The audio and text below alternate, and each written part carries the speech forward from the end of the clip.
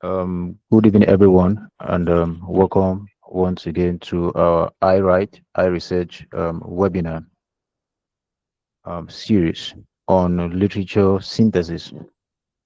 So, thank you all for taking out your time to this night to join us. We are truly excited because this session addresses one of the most important skills that every student and every researcher must learn, right? Moving beyond just summarizing papers to actually synthesizing literature into meaningful academic arguments. I personally, I used to feel, or I used to think that literature synthesis was just merely synthesizing, or I mean, summarizing different papers where you see that, let's say something like paper A said this, paper B said that, and paper C said that. But then I discovered I was wrong. Literature synthesis is way beyond that, right? So at this point, it is my great honor and privilege to introduce our guest speaker for today.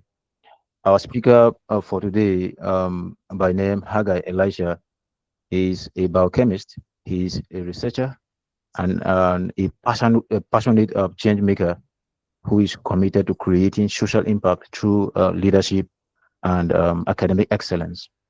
So he served as the campus director for the Millennium Fellowship class of 2024, where he demonstrated exceptional leadership, collaboration, and then dedication to community development. So his work and experiences position him perfectly to guide us through today's topic on literature synthesis. So, ladies and gentlemen, please join me in warmly welcoming our future speaker, Haggai Elisha, as he takes us through today's session. Sir, the stage is yours. You're welcome, sir. Thank you very much, Benjamin, for that wonderful introduction. I appreciate you all for being here tonight. It's a privilege, and I'm excited to share with you this evening. And I hope that we're all going to have a great learning experience.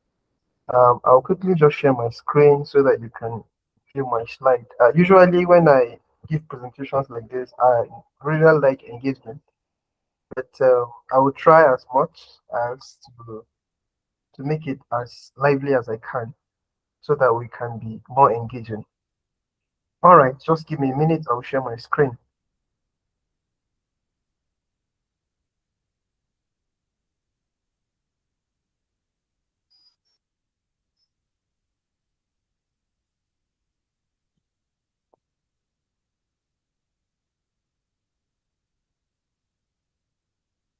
Can you see my screen now?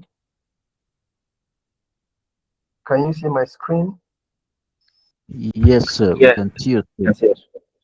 Okay. So I'm going to focus more on what I'm doing. So tonight we said we're going to be talking about literature synthesis. I know the last time that uh, we were all here because I was here last week as well. I knew the person who was here spoke in length about literature reviews. Benjamin, please, how long do I have? Can you hear me? 1 hour, sir. 1 hour, 1 hour. Okay. So I will try as much as possible to do this in an hour or less. So literature mapping and synthesizing literature is basically what I'm going to be talking about tonight. And I'm going to be giving, um, I'm going to be actually doing some activities with you guys so that you can uh, engage and enjoy the whole thing. So, first of all, what is literature mapping? Because I want us to start from where it all starts. Because synthesis is always is about bringing together what the other people have said or what other researchers have said. So I want us to start off the background. What's the concept called literature mapping? Now, literature mapping is the practice of collecting and organizing scholarly literature work. So works that have been published, you bring them together, you organize them and collect them so that you can be able to identify the patterns across the entire research area.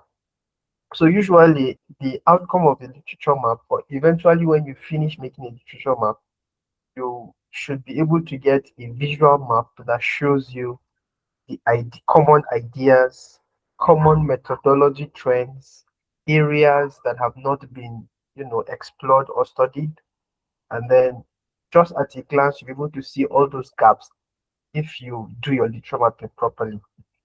Now, what do you need to make a literature map? The first one is that you have to define the scope of your work. So before you get here, you have to equally have you need to have a research question, because you cannot work with you cannot just work if you do not have a research question, because research is always about trying to answer a particular question that you're interested in answering. Now, you need to equally know how to gather literature. I believe you probably have done this, how to get literature from different databases online. Um, some of the tools that are good for literature mapping and even, of course, gathering literature is Litmap, Tradragbit, Google Scholar, and so many others, which I may introduce to you here, if for those that do not know about these tools. And then after you've collected this literature, the next important thing is that you do the literature mapping properly. That is, you organize them visually. You group them either by themes. By themes, we mean by concepts. What are the common ideas that they have? By chronology, meaning what is maybe by chronology usually is about time publishing. We want to understand the trend of or how the that particular research topic or field has evolved over time, or by methodology, so that you can be able to see which methods have been used. Are they quantitative, qualitative, mixed methods, and the rest of that. You can equally be able to identify gaps using your literature map. So, literature synthesis matrix, what is it about? Now, I know you probably have, maybe you've heard about literature synthesis matrix, but that is where it all starts. That is where it all starts. You create your synthesis matrix, and this synthesis matrix is a table that most researchers are familiar with. Is a table that summarizes all the papers that you've collected. It can allow you quickly compare many studies. You can check the various themes. You can check the methodology. You can check the gaps quickly. So say you collect like 30 or 60 literatures and you want to find the commonality. What are the common things that they have? What are the methods that were used? You want to check, this thing to be done manually is a whole lot of activity to do. Done properly, performing literature synthesis, I know I'm moving fast, right? Performing literature synthesis, I deliberately made the slides very, very straightforward so that we don't waste more time talking about something that we already know. So literature synthesis itself is involves the critical analysis for thematic synthesis, which is as you are reading literature, you want to be able to answer a few questions. As you are reading every literature, as you're interacting, you need to first of all understand the type of study you are reading. You want to find, first of all, the actual research question that this particular research paper is trying to answer. You want to equally be able to identify the main arguments in that paper. You want to also understand the design and the method that was used. You want to understand the study population. You want to understand the finding of that paper, which is one of the most important things. And then you equally want to find out the implications of that study. For instance, if somebody studied and found something, what is the implication? How does that study contribute knowledge? What is the contribution of that finding to scientific knowledge or to policy making or to any of the areas that the paper proposes its solution? And then you want to equally be able to identify the gaps or limitations for further studies. Maybe you're looking for a research topic that you want to work on. Now, a literature synthesis A synthesis matrix is able to help you do all this at once. So usually to create a matrix, you need, like I told you, a matrix is simply a table that has uh, the that summarizes all these things. If you do your matrix well, you will be able to have all these answers all at once.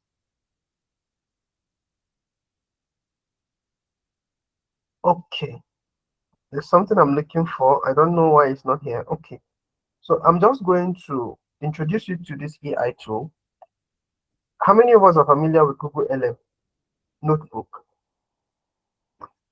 If you are familiar with the software, just let me know. Yeah, I'm familiar with it, sir. Okay, so it's a very important tool that can help you create this lecture matrix quickly. I'm going to simply go to Google Notebook from my tab here. I would like to show you guys something quickly. Now, if you were going to create a synthesis matrix on your own, there's something I was looking for. I told you I was looking for a particular concept uh, called the strip method that I had highlighted, but I cannot view it at the moment. Um, okay, I would.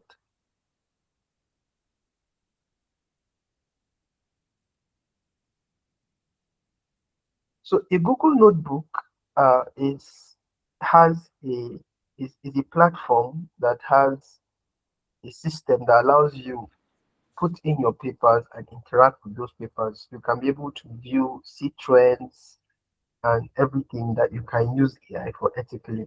So let me see if I can share that part of my. I don't know if you can. I think you can only view my PowerPoint screen, right? At the moment. Yes, sir. Okay. Now let me share the other my other tab so that you can be able to view something else. Okay, you can see that this part, I guess. Group. Yes. Good. So this is a Google Notebook tab, as you have noticed. This particular page shows you that I can upload either files, drive, copy text, and so many other things. Let me just quickly go back and show you everything that is around here. So you have, I can add sources, right? You can see I can there are a lot of other tabs by your towards the right. See I can get video overview, mind map, flashcards, reports, data tables, infographics, and the rest of them. But this is what I want to do. Now, assuming I'm a researcher and I want to, I believe you already know how to collect your papers or papers that you're going to work with. So at the moment, I simply want to upload sources. I'll just come to add sources. You pick all your research papers, all of them, and you can upload them all at once. So I'm going to upload some files, and you will notice, okay, I created the folder where I put all these things. So okay. Now I collected some papers for a particular work I'm working on. So I decided to just use it for this. This is something I'm working on. I know the papers are mixed, so I just collected papers and put them together so that you're able to view what I'm doing here. So I'm going to upload all these papers to Google Notebook at the moment. It's going to take a while, but it will all upload. I don't even know the number of papers that are here, but you see they are uploading already. Organic resistance. So after I upload this paper, I'm going to add in a prompt.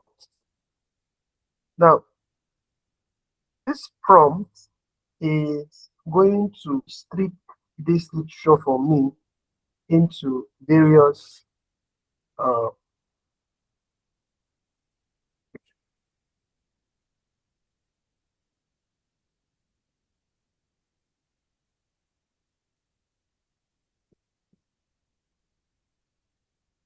Okay, the papers are uploading.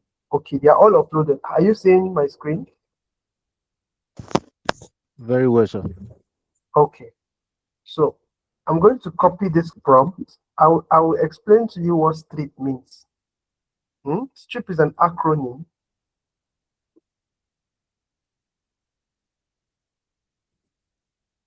Forgive me, let me copy this properly.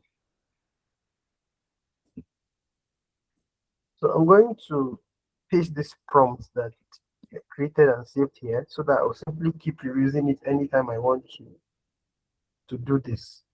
So see what is here. Using the strip method, create a table extracting the summary, technique, results, implication, and problems, or limitations for this document.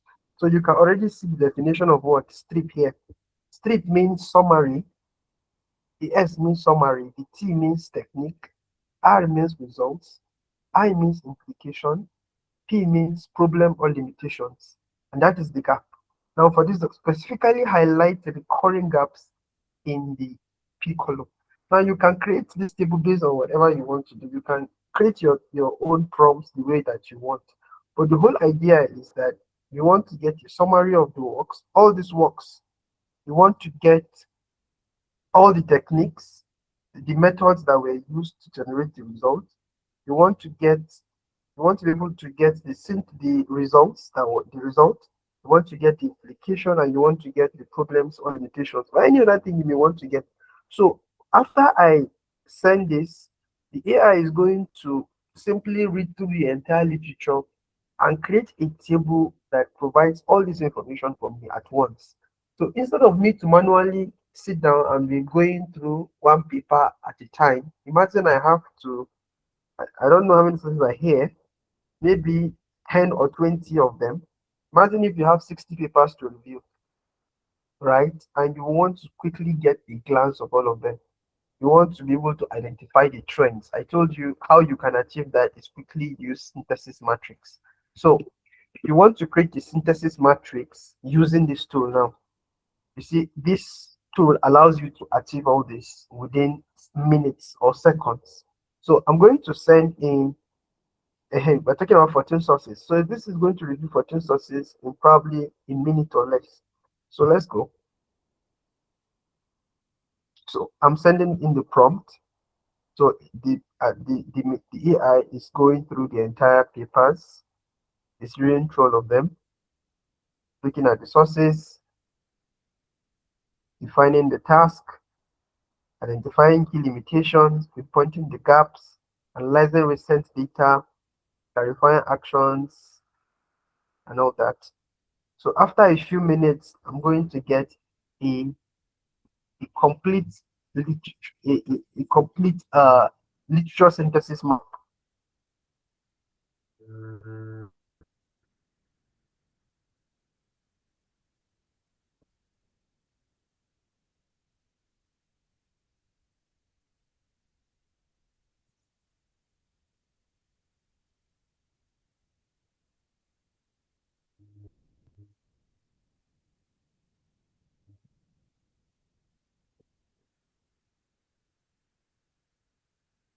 Okay, the AI is running through all this.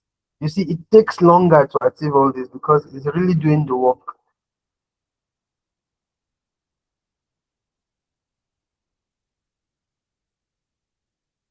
So you see, the AI tool, here it is. The AI tool simply summarizes the work for you, or reduces the workload for you. So you see, for each paper, I want you to observe something here. For each paper, see what it did. For each paper, this is the theme or the source or focus of the paper, microbial contamination in herbal product, right? The summary of the paper. This is what the paper does. Investigate the prevalence of multi-drug resistant bacteria and commercially available traditional organic and home brewed liquid remedies. This is the technique that was used, culturing or specialized agents, deep diffusion, blah, blah, blah, blah, blah. You can see that. So what I'm going to do is I'm going to copy out this entire thing and paste it in the Microsoft Word. You see that? So everything here, you can see specifically highlighted the key gaps across the entire study. So if you are looking for a research gap, let's say you are trying to study a particular field and maybe you are interested in a particular area of study for either your master's or even for your undergraduate degree, and you're looking for a unique gap, you can simply collect literature, use this prompt, paste it, and then you'll be able to see from across the entire literature, you can be able to identify the recurring gap. Because what this does is that after it has collected and highlighted all the gaps, this is able to compile the entire trend. I mean, it's able to compile the entire gaps and create based on the prompt that we give. Now, if I wanted it to organize the papers based on themes for me, it will have done that for me. So it will create a summary of the key things that are here. So let me do something. Now I'm going to ask it question. So what are the recurrent themes?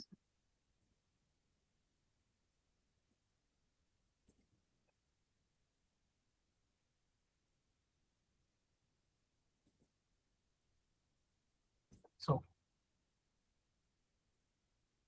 so it's going to create a list for me now of probably all the things that have been discussed in these papers, and you will see what happened.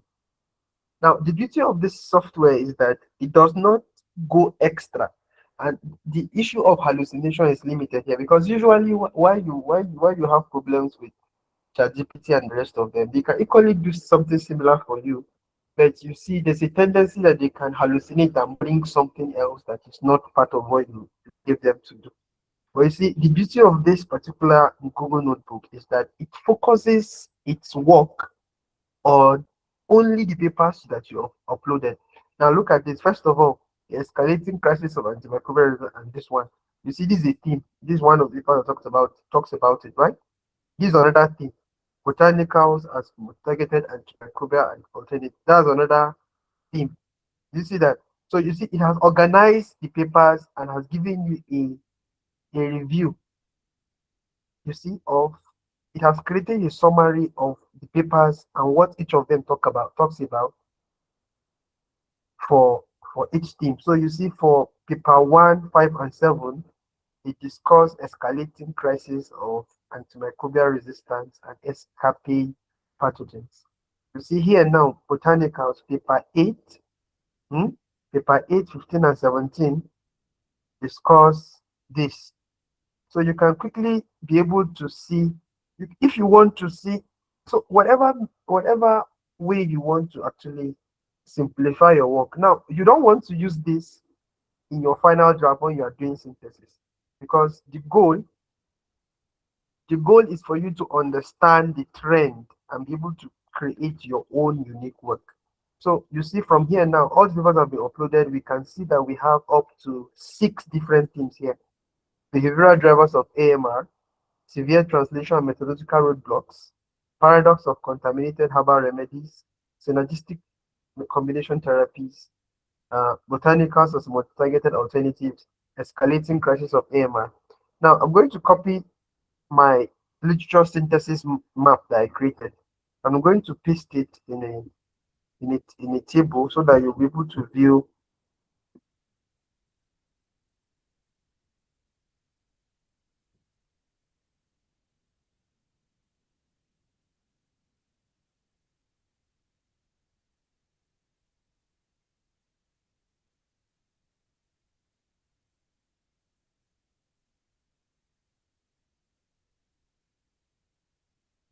Okay, so I'm going to share that portion of my screen now.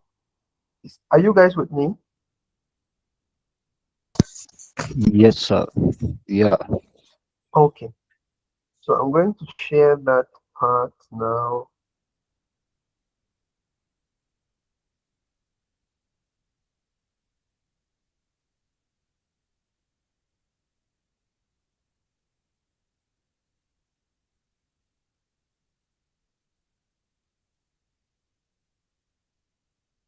So you can simply see that table. Let me just put in a hand. Now look at this is a strip method of extracting information from the table. So you see, the first one now you have the theme here now is what? Microbial contamination, right? In vitro. So this is the theme and the source of each work. You see that usually you would see the sources highlighted here. They will tell you so person, a tal, so person. The AI will mention all this by the side. Now you see the summary of the first. Investigates the prevalence of this. Technique is this. Results is this. Implication is this. Problems or gap is here. So it does this across this entire papers. Now you can pick this and you can add it to Excel. You can pick this and you can add this to Excel, create an Excel spreadsheet for easy, but you can equally use this for your own work. So as you can see, this is what you call, this as it is what we call a literature synthesis matrix. This is what you call it what? A literature synthesis matrix. So if you do this well, you don't even have to bother about plagiarism, because if you do this well, you already have what to talk about. For example, so person, you want to say so person investigated the prevalence of drug, this commercially available, blah blah blah. You see, that's a summary of the paper already, right? You already have the technique.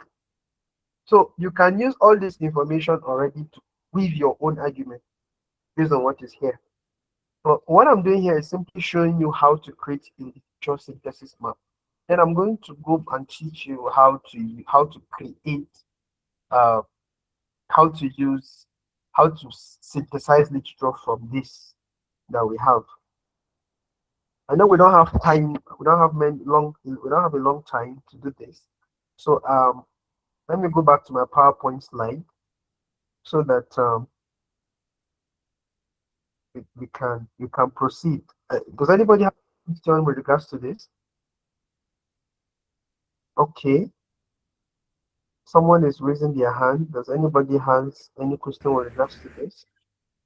Okay, so I just wanted to chip in. It seems you seem a bit time constrained. I just want to, allow you know that you can go on beyond the 1 hour benchmark. I mean, this is a very important one. So, I mean, you could just have all the time. All right, thank you very much for that. Yes, so I'm going to go back to my other slide so that we can continue with the PowerPoint presentation.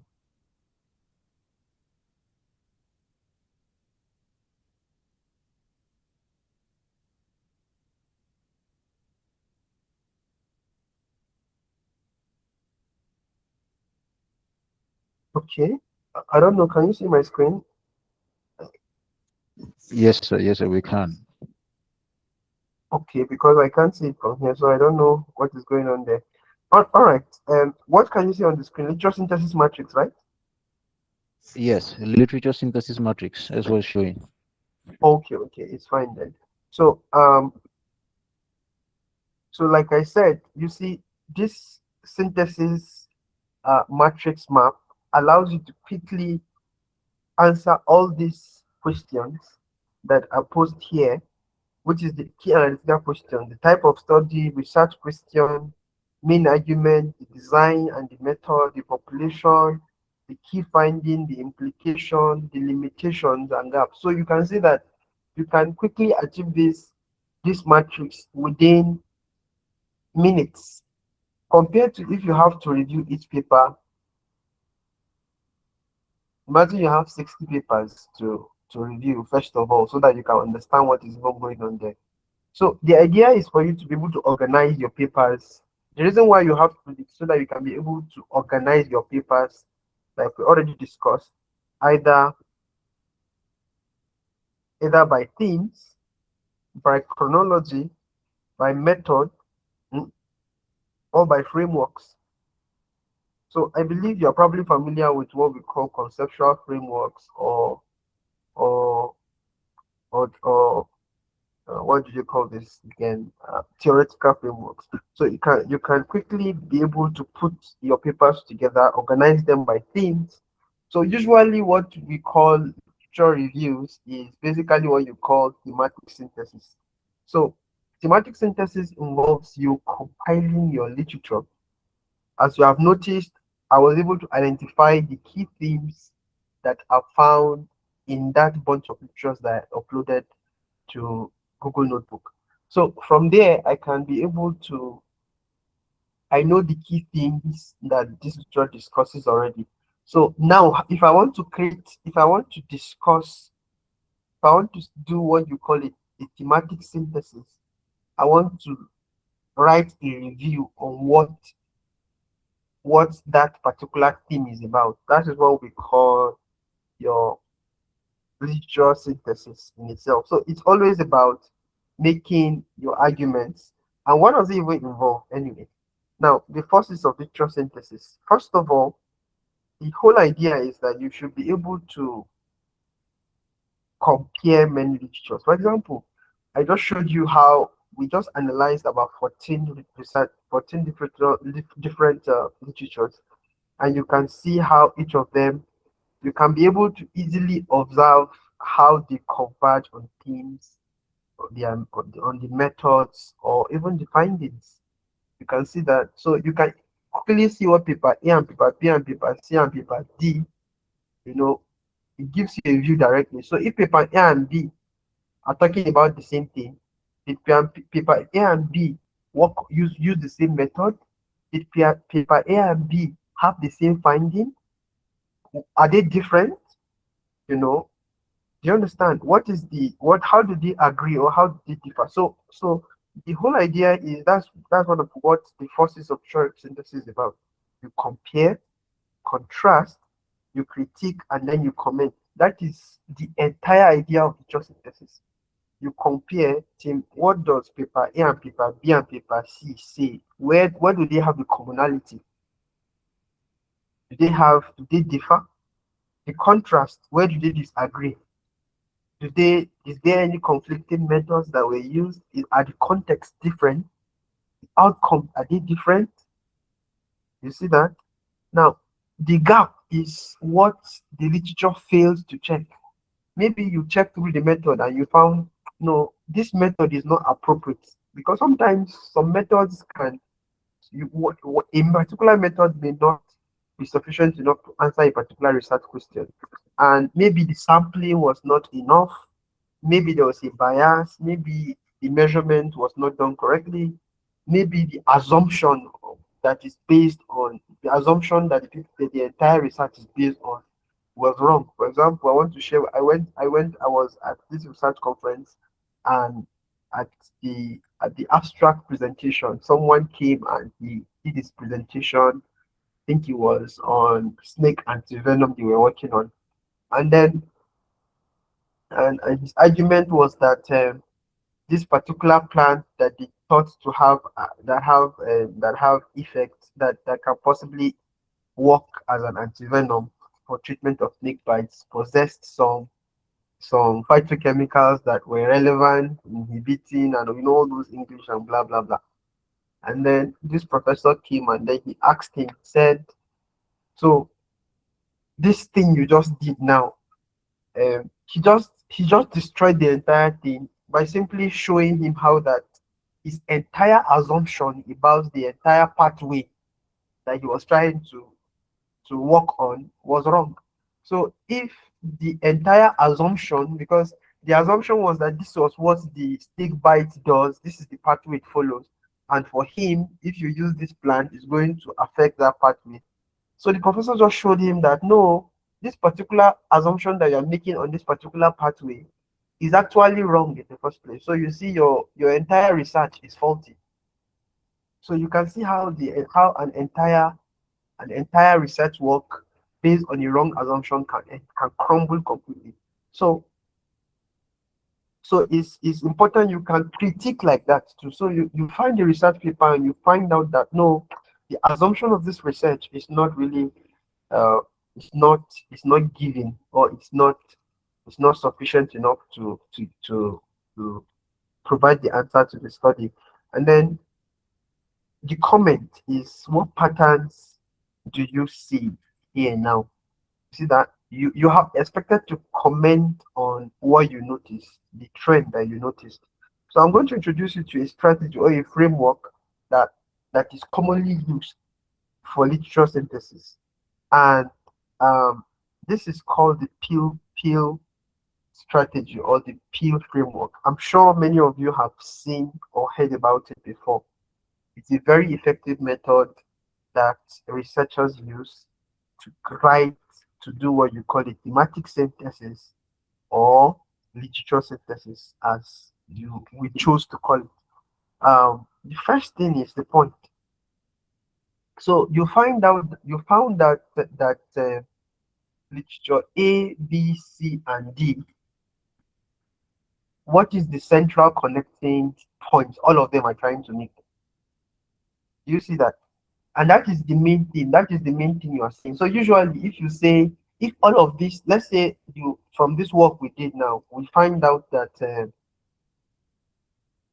some of the things that we identified here is about microbial contamination. Let's say we find three studies that talked about herbal medicines having is it microbial contamination, right? So what is the main point here? The main point is that research has shown that, or several literature has shown that microbial or herbal products can be contaminated with what? Microbial, basically it's equations around microbial safety, right? So that's the whole idea. So the main point here is you're trying to convey here is the whole idea of biosafety of what? Of herbal products that we buy in the market, that they could be contaminated with what? With with with microbial agents of interest. So the first one you mentioned, you say so thin literature have documented this. Now the next point is evidence. The evidence is, yes, which literatures have documented it. So you begin to mention, okay, this guy, probably this guy and this guy, maybe author A and author C, hmm, found that thing there. Maybe it author ABC found that thing. So you have to provide the, the evidence to prove that this thing you are saying is actually correct or is there. So you will have to show that the work that you are proposing is there. So you say probably um, it has been documented in literature that microbial contamination in herbal products or herbal medicines. So author A and author B in their work have shown this, and this. So you are citing literature to show what they have done. Do they have they arrived at the same conclusion? Yes, you put that there. So the next point is to interpret, because you don't just want to mention what they have just done. No, what is the implication of what they have found?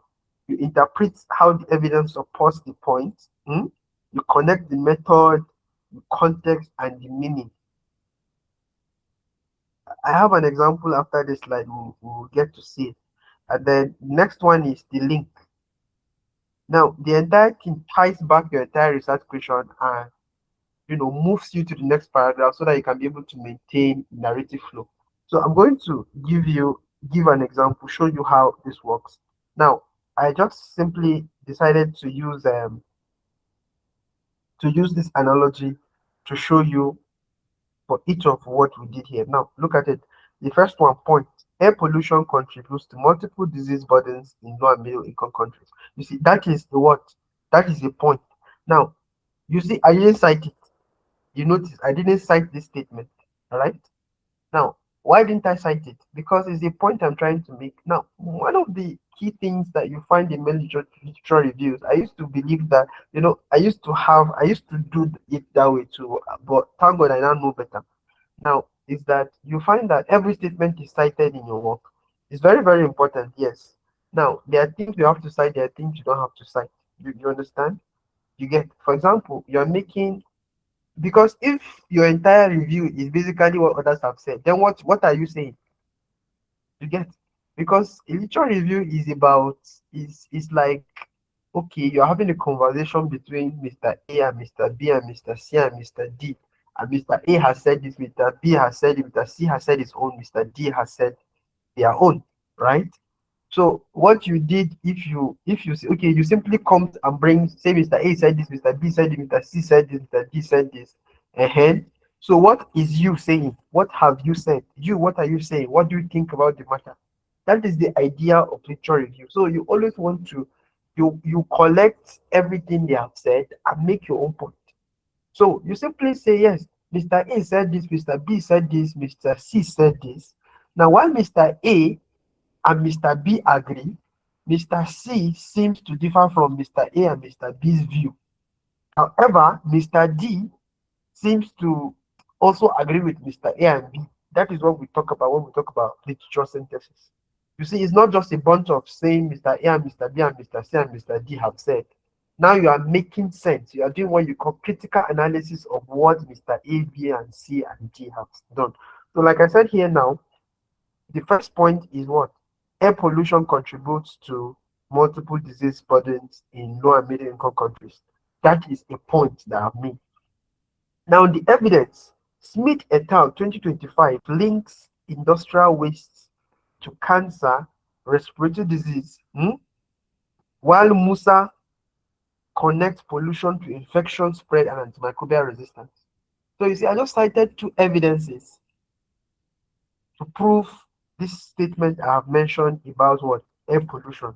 The explanation, you see now, combined findings suggest environmental contamination exacerbates both chronic and infectious disease pathway. Do you see that? That is an explanation of what happens here and B, right? So this explanation reinforces my point, which I made in P. Now the last one now. These results indicate a need for integrated environmental and public health intervention, targeted research on exposure pathways. So you see, I'm creating what? I am now bringing in my opinion. I'm now commenting on this. So you can see both the pill strategy is having both the forces that we initially started with, which is what? To first of all compare, contrast, right? Critique, and then you comment. Now, while here we don't have we are not critiquing here, we can see that both A and B, both Smith and Musa, I'm comparing the two findings now, right? So you see this entire, if I'm going to bring this entire thing into a single paragraph, I've produced a what? I've made a synthesis of what?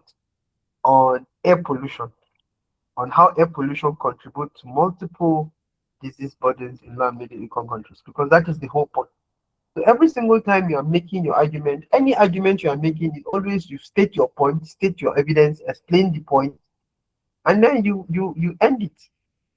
So usually how you create your link is if you have more than one paragraph you have to write, your link is supposed to connect, show that your A is leading to B, paragraph A is connecting to B, and then paragraph B rather, and then to paragraph C, so that the entire thing will be guided. Because if you do your literature matrix very well, this is not supposed to be a challenge. Now, generally, I don't know if you have a question. Does anybody have a question to ask? Anyone with a question to ask? Yes, sir. Yes. Yes. Okay, I can conclude, right? I have a question, sir. Okay, go on. All right. Thank you very much, sir. So my question is this: do you create your teams before you begin to collect papers, or you just need to have a research topic and then that's enough for you to like begin um your or organizing your work into the matrix synthesis that you talked about? That's a very good question. Now, first of all, before you begin to do literature matrix, before you get here, first of all, that's why I said from the beginning, let me quickly go back to that slide so that you can follow through with what I initially mentioned about what you have to do, how you can create. First of all, you have to define what you want to do. What is your research interest? For example, you're interested in maybe petroleum microbiology, right? That is a research interest, right? Maybe let me say that's your research field. Maybe that's your research field, microbial, maybe industrial microbiology, or maybe more specifically, maybe let me use, like me, I'm interested in antimicrobial resistance research, right? So let's say my what I'm interested in researching is antimicrobial resistance research. But you see, that defines what I want to do, right?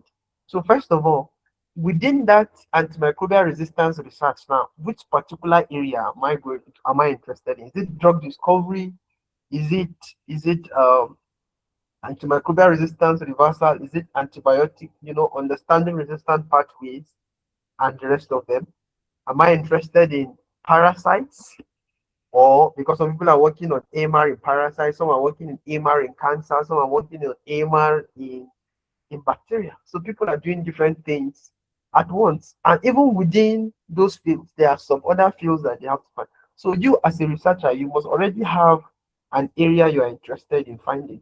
Let's assume that you are a researcher, maybe you are a student of microbiology and you are interested in, let's say, antimicrobial resistance, and probably you are interested in E. coli research, maybe antimicrobial resistance in E. coli, which is a pathogenic organism. Now, what in E. coli do you want to check? Maybe there's a particular resistant pathway you are interested in checking. Do you understand? Maybe you are trying to see how E. coli, maybe you are interested in seeing how E. coli is able, maybe you're trying to investigate efflux pump mechanisms in E. coli, for instance. You see, that is narrowing down your work to what you are doing, right? So now within that field of area, what particular research question do you want to get? Now, you can use this literature map to eventually identify or get your research question. That is why it goes both ways. So whether you have your research question or you don't have your research question, you simply want to explore literature. A literature map is very, very relevant. How many of us have used Research Rabbit before? If you have, just indicate by raising up your hand. How many of you have used Research Rabbit or Litmaps before? Nobody?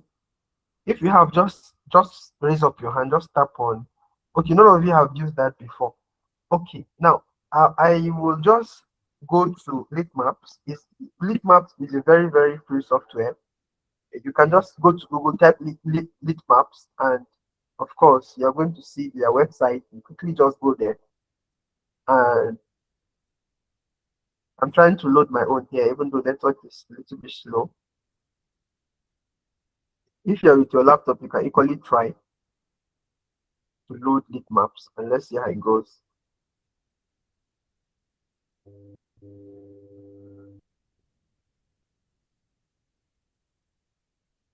So Litmaps is simply a research tool that is specifically used for literature mapping. Now, all these things I mentioned to you can be achieved with Litmap too. Do you understand? Just that Litmap is a little bit complicated and it has some paid features that if you don't pay, you may not be able to access some of those things.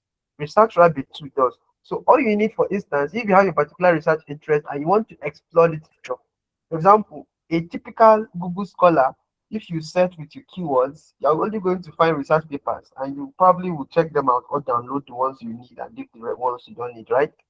In Litmaps, what Litmap does for you is that Litmaps quickly, you pick a research topic or a research area that you want to investigate, and then you paste it on Litmaps. You paste it on Litmap and search. Litmaps is going to create a a visual map for you. It's going to show you different papers from, and you can pick from any year that you want. It's going to create a visual map for you, and from that map you can group your papers using a visual map. You can group it by for methodology, you can group them by themes if you like. All these things I just mentioned, you can equally do that in Litmaps. The only feature you may not have is that in Litmaps you may have to study you may have to look at the papers yourself first before you can be able to put them together. But in this one, you don't even have to read them. You see that? You don't even have to read the papers yourself. You just quickly collect them, input them, and simply to create your literature, your matrix for you. But Litmaps, you have to. In Litmaps, you have to. So I have.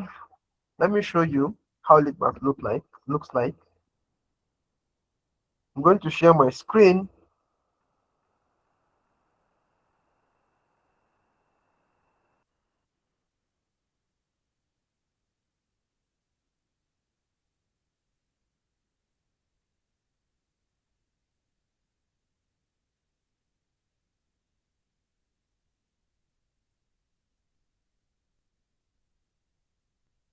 So can you see my screen on Litmaps? I think it's loading, right? Can you see my screen? Yes, yes, sir. We can see. So you see, find or understand is better, right? So let's say I have a keyword. Let's say I want to just somebody suggest a keyword. Let's search and see what's going to come up. Okay, let's say microbial, or let me use what I said. I said efflux pump mechanisms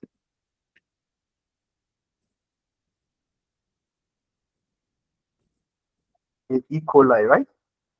Let's check coli. Now E. coli is a bacteria.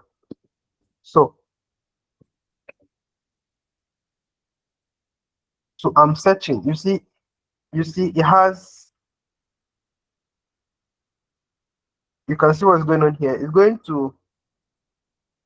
I can choose from when I want the papers to show me. So you see, it's going through thousands of research papers and it's going to create a visual map for me.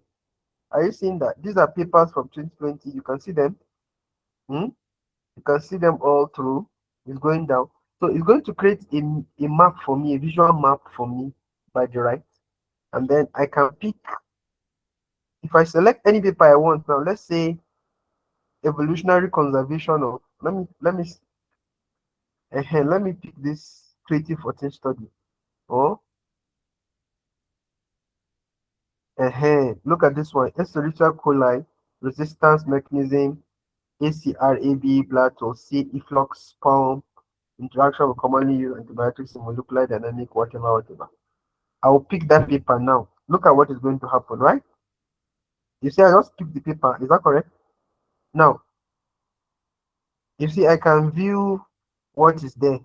So explore related papers on Litmap. Now, look at what is going to happen now.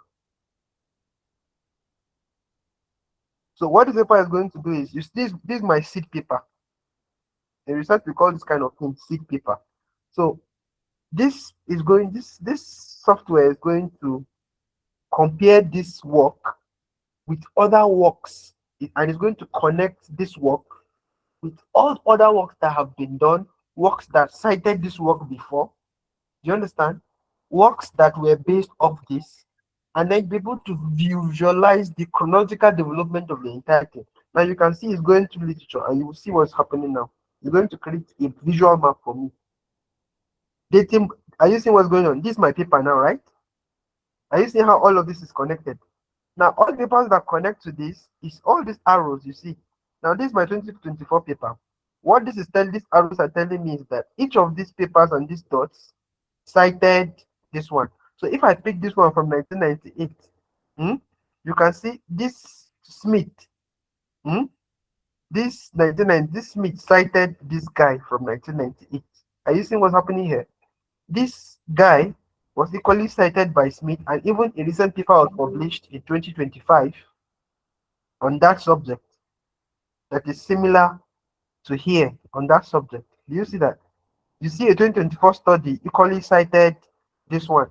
So from here now you can be able to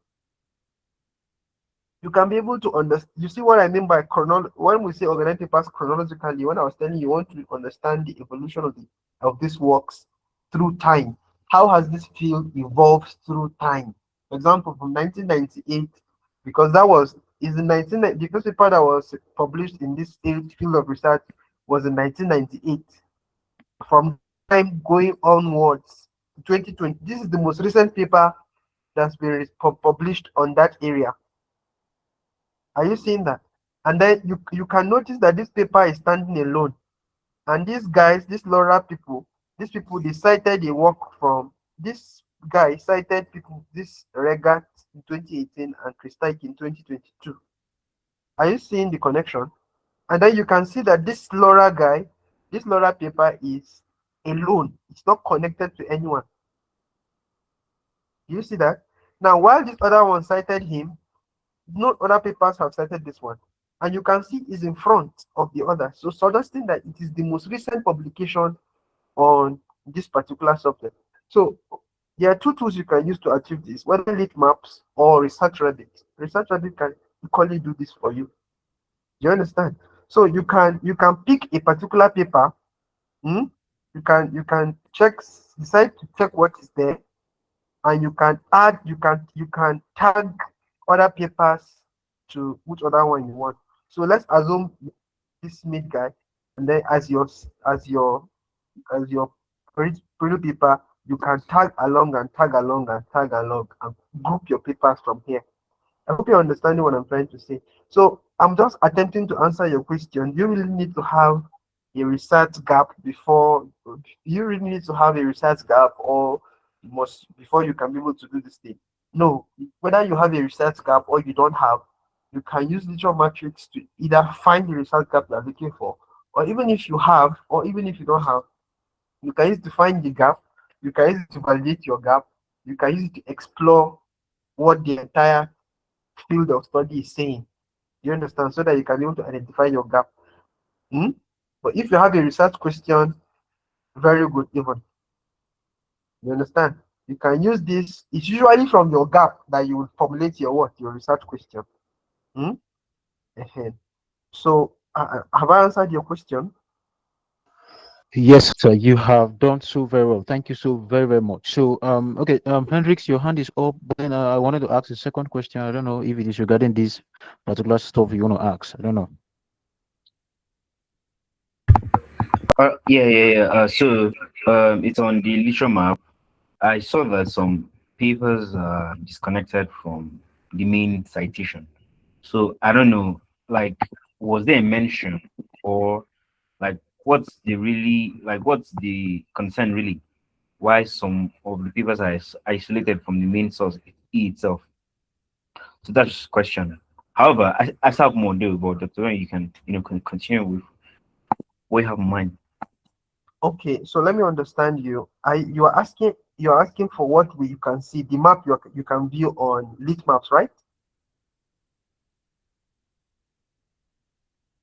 Are you I didn't catch that, but then the question is, some of the papers currently on yeah, the mapping are yeah. isolated from the citation here. So that's Okay, the question. okay, it's based on how the algorithm was designed. Do you understand?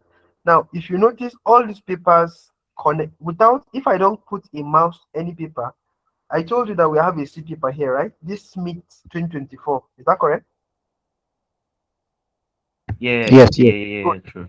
Smith 2024 is our paper of interest. Do you understand? So only papers that connect to Smith are going to show you the trend. Now, unless I select any of these particular ones, you can see I just selected one, right? I just hover my mouse over one, and then it's connecting another paper to it. Is that correct? What this is telling me is that this paper I highlighted here was cited June 2014. Do you understand? So what we are seeing here is that this Smith guy, while all these papers talk about a similar thing, hmm, the papers that cite each other one is going to show a connection. So all the papers that show a connection to our seed paper hmm, have this our seed paper have cited them in their work. So all these papers are connected to what Smith has done. Do you understand? While those ones that are not connected to that is not connected to it at status, when we don't put a mouse on any of them, shows that they don't connect to Smith directly, but they may connect to other papers that Smith have connected to. Do you understand? Are you with me? Yes. Okay. Good. So the whole idea is, like I said, is how the Yes. algorithm I'm was okay. designed. I'm okay. I'm following. So it's the way the algorithm was designed to work. You understand? So you know you want to work on this. These papers that are are from Smith work this way, and the ones that don't work the other way, and that's how it works. My battery is very low, so I don't know how it's going to look like, and I don't have power here. So I don't know. Any more questions? Yes, before you go very quickly, the Pew method that you talked about, I wanted to Yes. ask a question. That is it that a single paper is not enough to support a point? Let's say I have a point, and then I just used just one paper alone to support that point. Will that be accurate? Okay, you want to provide evidence with Yes, only one paper. Now, unless if yes, that's the only paper that you can find, I suggest you, if you can find at least two, is good. Now, another thing is you can, some people can over, you can over, there's a way people oversight something. Do you understand? Mind you, sometimes when you are when you are really doing this thing, right? You find out that more than sometimes three, four papers can say the same thing. Do you understand? For example, in that example I gave where I said Smith et al. Right? It's possible that you find maybe Smith is saying this Smith, maybe Chang, maybe maybe Jones, maybe Musa, maybe Garba, all of et al. All of them as have said how discovered the same thing. Do you understand? So instead of saying that you can quickly just say this guy and this guy and this guy said this together at once. So you see, you are no longer saying telling us A said this, A agrees with this, or B. You are telling us all of them say this one. Do you understand?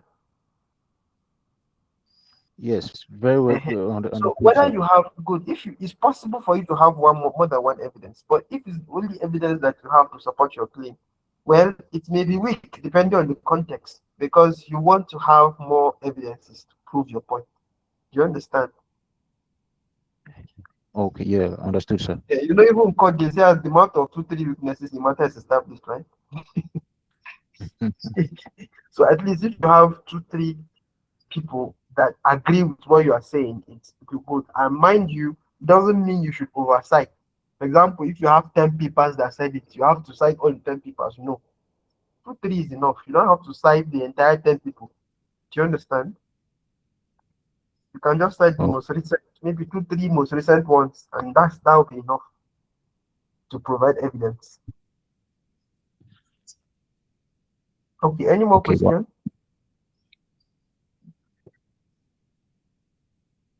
Any more questions? Okay, let me go back to. Nope, nope, nope. But then it's just probably just chance for more conversations on this. But then your devices are running low, so I don't think that would be possible. But then it's a very, very impressive session. To be very honest, I think like a couple of days back we experienced. I think I was with Ben where we're exploring side AI, and then we also something similar to this, like the sites inbuilt literal mapping, and it was truly impressive. But then, yeah, I mean, thank you very much for such a very beautiful session. So it's all great. We appreciate your time. Thank you very much, Mr. Lengi. So in conclusion, generally, right, digital synthesis, like I said earlier, is a conversation.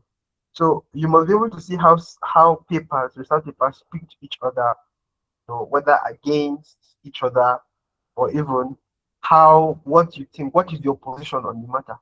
Do you understand? So you see how papers connect, and then what they agree on, what they disagree on, and what is your own opinion on the matter. So until you have an opinion on the matter, you have not done, you are not doing trust synthesis. You are simply summarizing papers. So you must be able to see what paper A is saying and see what paper B is saying, and apply the the critical analysis we spoke about earlier, so that you can be able to create a meaningful conversation. And then we also explored the tools, right? I just exposed you to each synthesis matrix. You must be able to create one. I just showed you how to make one using your Google Notebook. You can use your using the strip method, right? And then you can use your peel strategy to create your thematic analysis or thematic synthesis rather, and then to build your paragraphs for content. Now, what do you need for your work? You want to do any work? First of all, you create your map, create your matrix, you apply your peel strategy. That's simply it. You create your map, you create your matrix based on strip technique, and then you use peel technique to do your thematic synthesis or analysis. Using that, you can be able to identify gaps or whatever you are looking for. If you do your mapping well, you're not going to have a problem with synthesis. Hmm? Now, let me just speak to this quickly. I know there are a lot of tools that we already know, things like Elicit, like SciSpace, like which this other one that's my consensus AI. Now, these tools are excellent tools that help you quickly summarize literature as well.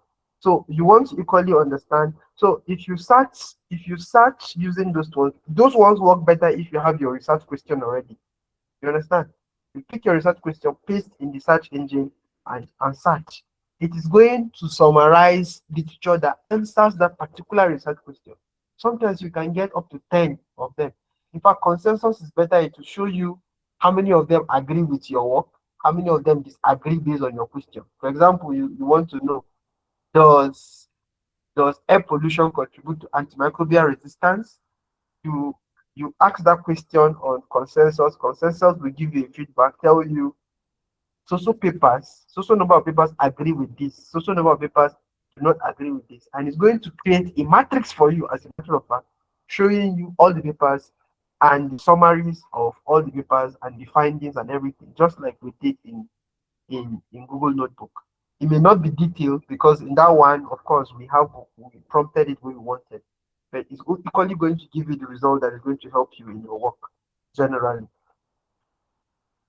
So with this, I'm particularly grateful for the privilege to share with you. And unless you have any question to ask, I have come to the end of my presentation. Thank you very much. Oh wow, wow, wow! This is very, very wonderful, and to be very honest, I have never been in a session as this. So I think in the absence of questions, on behalf of everyone here, I want to sincerely appreciate you, sir, for such insightful and impactful session. Thank you very much for sharing this knowledge with us, for breaking down the literature synthesis in a way that is practical and understandable. Right? We are very, very grateful for your time, for your effort, and then the experience that you have invested in this section, despite your busy schedule. Thank you once again for honoring our invitation and then inspiring us through your expertise. We are very, very, very grateful. Thank you so much. Thank you so much. Yes.